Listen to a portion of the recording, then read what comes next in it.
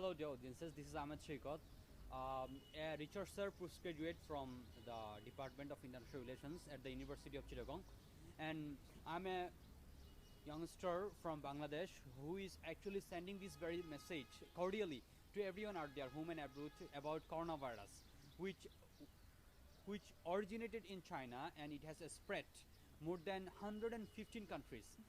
It continues to infect more than 300,000 people and it has killed more than 13,000 people up to this day.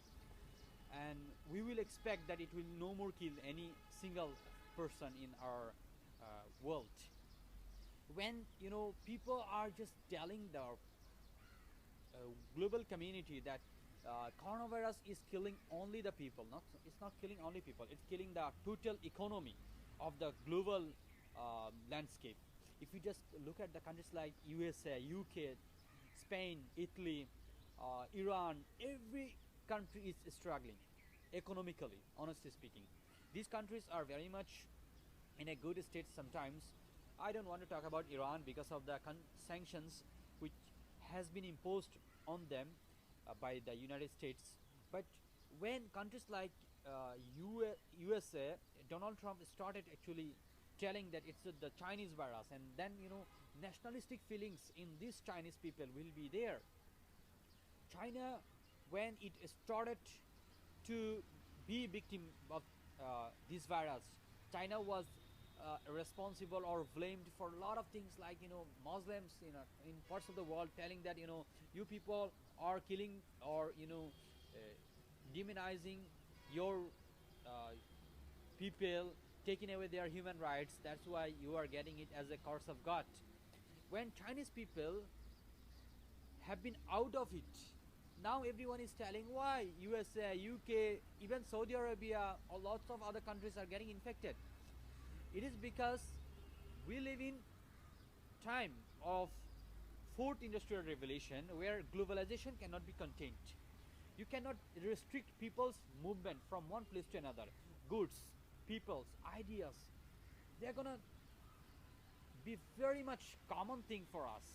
Back in 2002, 2003, SARS, MERS, these two viruses also originated in China. Ebola originated in parts of Africa. It killed thousands in Africa, and it has been such a very difficult problem for us that we are always so much focused or concentrated, telling that it's the very particular country which originated in that, and then through the movement of these people, it has spread or infected thousands others in other countries. So should these very originated countries be blamed for the rise or emergence of this virus? Of course not. There are some policymakers in countries of these particular leaders. They are not responsible in making statements like this one, and they have to remember that this is a global problem. When pandemics like this one come in front of the people's lives, you must remember that it's not the problem of any particular country, and this must be solved with concerted efforts. Honestly speaking, people are so much obsessed with common problems like colds, fever, sneezings. Whenever someone is actually showing any kinds of symptoms of any cold or common problems, you are wearing masks. Sometimes mask is not necessary for everyone. You are touching your hands of other fellow human beings, you are getting infected. Honestly speaking, it's not about the virus is not in the air. The virus is in the hands of the people, in their body, when you are touching them with their hands, when they are just what I say, when you are close to 3 or 6 feet, you are likely to be infected. And we are so much scared of these things. I'm speaking from Bangladesh. It has not been such a big problem up to this day. Only 30 people have been infected and 2 or 3 people have died. We expect that not a single fatality will happen in our country. I want to show the biggest concern about the economic status of our country. When you have the foreign reserves in countries like UK, USA, they are so much rich, and even if they pay their citizens 30 months, what I say, I just want to tell you, for 30 days, Italy, UK, USA, Spain, all these countries have actually started that we are paying you, we are actually freeing you from also debts, pensions, salaries, all these things. Turkey has actually taken a, what I say, decision to take give only 80% of the government salary. There are lots of other countries. Bangladesh has also taken some decisive steps. But what will happen in the long term problem? Because global recession back in 2008 to 2009, global financial crisis gave us a shock. I know back in 1929 to 1939, global depression, Great Depression killed the global economy globally. But when you are watching a scenery in 21st century like this one, you must remember that global pandemics like this one is going to kill the poorest countries more than the richer ones.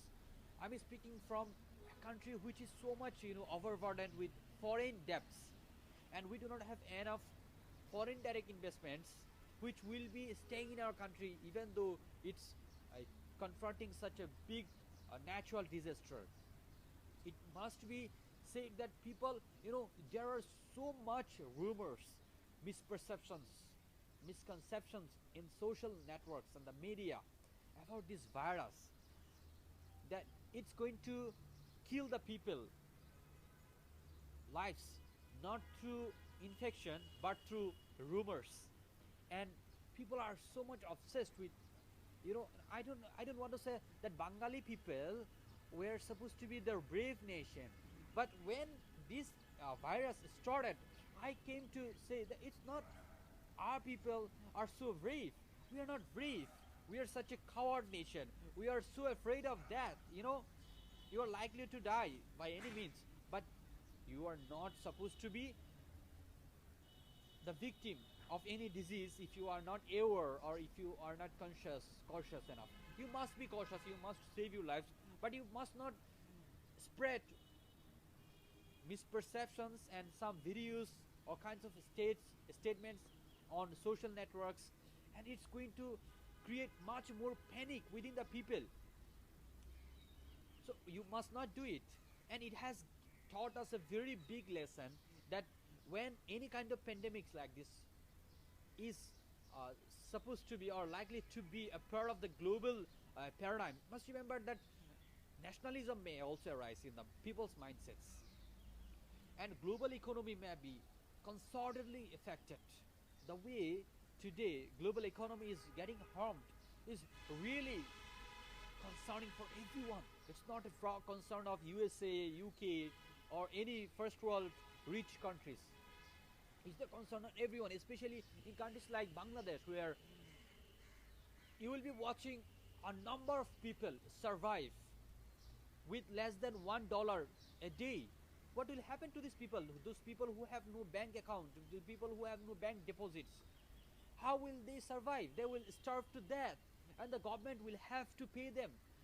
You have the government employees, they are getting paid by the government. What will happen to the non-government organizations? They are not paying their employees, and these employees will starve to death. Honestly speaking, there will be silent famine. Already 2 or 3 days of lockdown have killed so much of our economy that too many people, now I'm in a park, I was actually in a rickshaw. The rickshaw puller was asking for me only 1/3 of the money which he was expecting the day before the lockdown or the spread of the virus.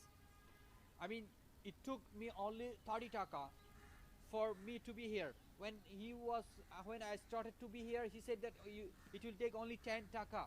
So it's such a big message for us that they are struggling to survive. These people who are going to their, workplaces, they are not getting their payments. What will happen to these people? Have you ever thought about it? Of course, you are supposed to be, saving the lives of the people. But what will happen to their valleys? The fact is that you must not be obsessed with something like this one. You must be obsessed with the economy too.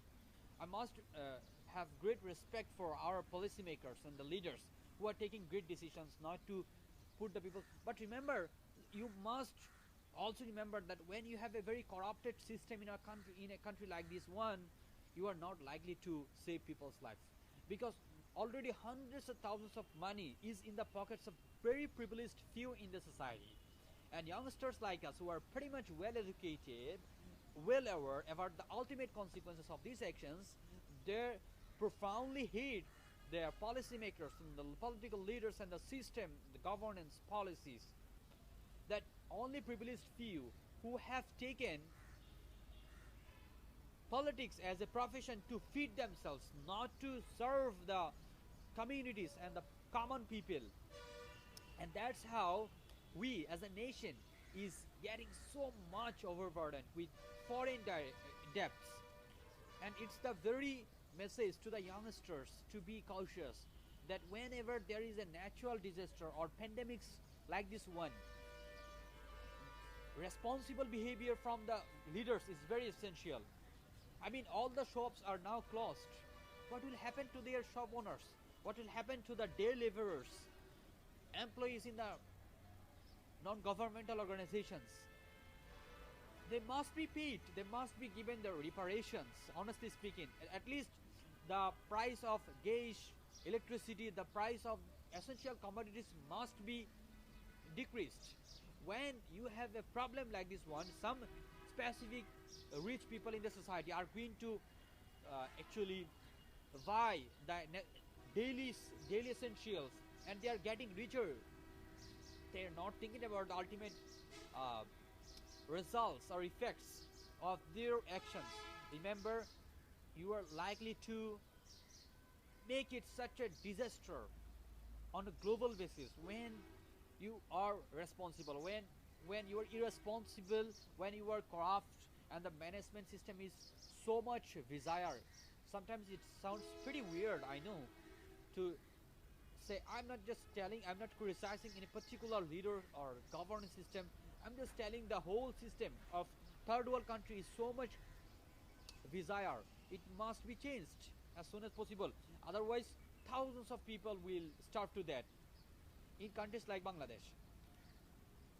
And in time like this one, we must not spread panic in the social media, telling that, oh my gosh, you have got cold air, you are likely to get infected by this disease. Of course you are not infected by it if you are not tasted positive for it. Of course you are not.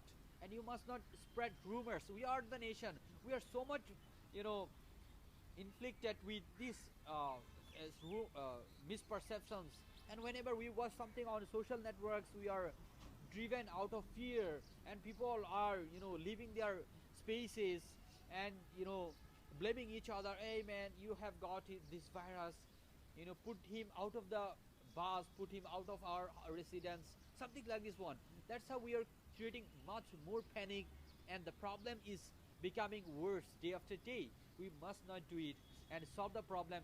That it's not the problem of anyone individually or of any community, it's the problem of everyone. And through only united, concerted efforts, we may get a solution to it.